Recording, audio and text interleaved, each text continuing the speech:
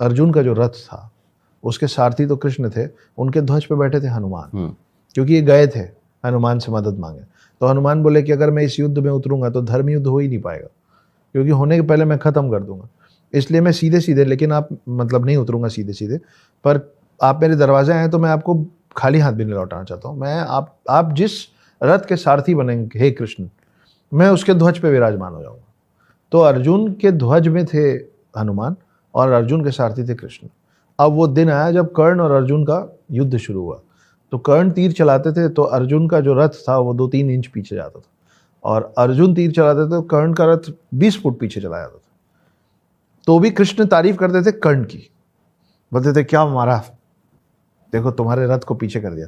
अर्जुन और गुस्से में और ताकतवर तीर निकाल के चलाते थे, इस बार और पीछे।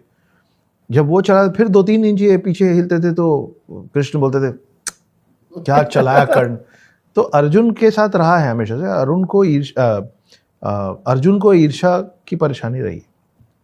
2-3 बार अर्जुन सुन लिए, बोले आप पहले डिसाइड कर लीजिए किसके साइड हैं आप मेरा मनोबल तोड़ रहे हैं। मैं मारता हूँ वो 20 फुट पीछे जाता है, वो मारता है मैं 3 इंच हिलता हूँ, आप तारीफ उसकी कर देते हो। तो फिर कृष्ण बोले अरे मूर्ख, वो जिस रथ पे का सारथी हूँ मैं, और जिसके ध्वज पे बैठा है हनुमान, उसको 3 इंच हिला रहा है वो। अगर सोचो कि हम दोनों इस रथ में नहीं होते तो कहाँ जाते तुम, तो बहुत ज़्यादा बलशाली है तुमसे। और फिर जो भी हुआ गलत धोखे से मार दिया गया, जो भी हुआ। अब वो कर्ण को धोखे से क्यों मारा गया उसकी भी एक बैक स्टोरी, वो जाता है रामायण में। अच्छा।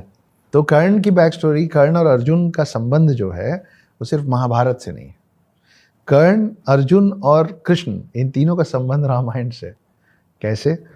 तो बाली, राजा बाली और सुग्रीव, वो राक्षस राजा बाली नहीं, बाली और सुग्रीव। तो बाली जो था वो बहुत बलशाली था, और उसके पास शक्ति ये थी कि वो जिससे लड़ेगा उसका आधा शक्ति ले लेगा। तो उसको हरा पाना इम्पॉसिबल था।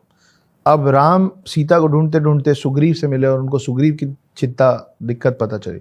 तो बोले ठीक है आप सामने से लड़िए, मैं पीछे से तीर मार के बाली का वध कर दूंगा। ये एकलौती बार ऐसा है जो मर्यादा पुरुषोत्तम राम ने थोड़ा सा छल किया था, कि धोखे से बाली को मारा गया था।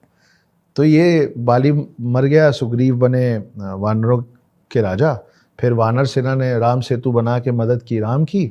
फिर राम गए, सीता को छुड़ाया, रावण मरा, रामायण खत्म हो गया। राम जब वापस अपने विष्णु अवतार में ऊपर पहुंचे वैकुंठ धाम में,